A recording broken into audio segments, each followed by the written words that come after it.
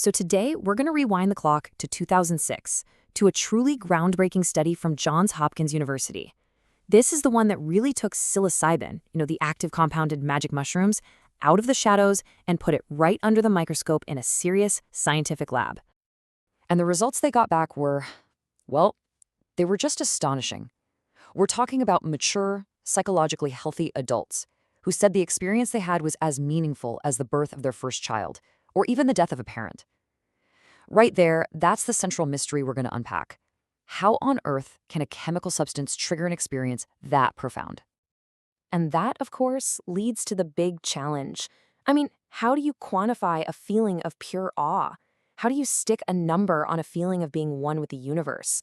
This was the real problem for the researchers. How to build a bridge between this deeply personal, almost spiritual event and the cold, hard, objective methods of science. So first things first, let's look at what the participants themselves actually reported. Just how powerful were these experiences, really? Here is the number that just stops you in your tracks. 67%. A full 2/3 of the volunteers in this study rated their psilocybin session as being among the top 5 most meaningful experiences of their entire lives. Just think about that for a second. Everything you've ever done, every place you've ever been, and this single guided session makes the top 5.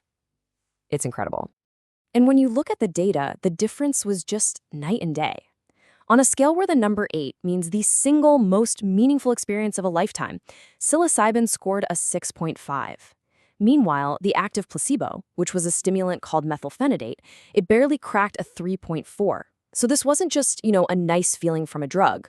This was something in a completely different category of human experience. Now, when you get a result that profound, it absolutely demands an airtight experiment to be taken seriously. So how did the scientists actually pull this off? Let's get into the really clever way they designed this whole thing. First off, they were incredibly careful about who they picked. These weren't college kids looking for a trip. The average age was 46. They were all psychologically stable, well-educated, and, this is key, they were hallucinogen-naive, meaning they'd never tried a classic psychedelic before. They also all had some kind of existing spiritual or religious practice, which was a really important part of the study's design. And here's the really brilliant part, the control group. This wasn't psilocybin versus a sugar pill. That would be way too obvious. Instead, they used what's called an active placebo, in this case, a pretty high dose of Ritalin. See, Ritalin creates noticeable effects, and it kicks in on a similar timeline as psilocybin. That made it much, much harder for anyone, the participants or even the session guides, to guess which drug was which. It kept the whole thing properly double-blind. The study also perfectly highlights the importance of set and setting. These sessions didn't happen in some cold, sterile lab. They took place in a comfortable room that looked more like a living room. Participants would lie down on a couch, they'd wear an eye mask, listen to a specially chosen classical music playlist on headphones, and they had 2 trained guides with them the entire time, just offering quiet, supportive reassurance. The whole environment was built for safety. And the person leading this whole effort was Dr. Roland Griffiths, a super well-respected psychopharmacologist at Johns Hopkins. This wasn't some fringe experiment, It had the full backing of a major world-class research institution, which gave the whole thing the scientific credibility it absolutely needed. Okay, so we've got a rock-solid experimental design and some really mind-blowing results. But how in the world did they measure something as slippery as a mystical experience? Well, they used a very specific tool, a questionnaire designed for this exact purpose. And it doesn't just ask, hey, was that mystical for you? No, it breaks it down into concrete parts, like a powerful sense of unity with everything, a feeling that time and space have dissolved, a deep sense of sacredness or awe, and this really interesting one, a feeling of gaining direct intuitive knowledge about reality itself.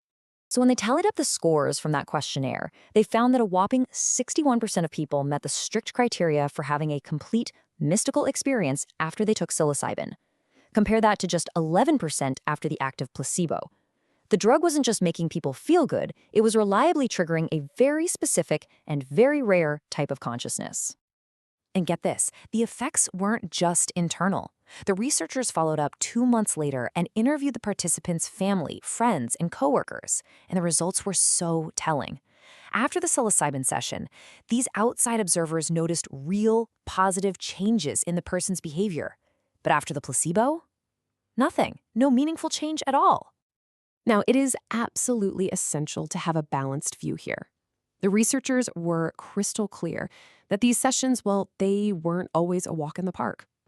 So, while the vast majority of the time the experience was positive, about 22%, that's a little more than 1 in every 5 volunteers, went through a period of pretty significant fear or anxiety. Some even had brief moments of paranoia.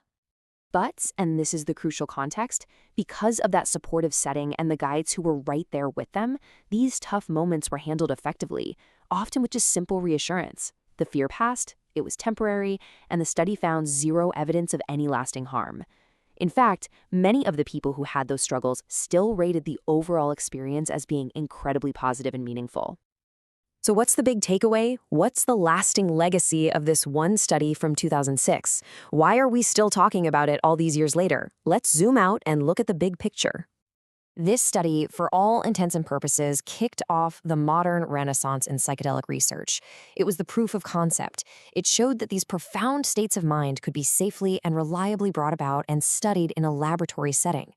That one finding laid the groundwork for the entire field of psychedelic therapy we see today, research into everything from depression and addiction to end-of-life anxiety. It basically re-legitimized a whole field of science that had been sleeping for over 30 years. And that leaves us with this final, really powerful question. This research isn't just about one drug. It's about the potential for profound human experiences to be a catalyst for genuine healing.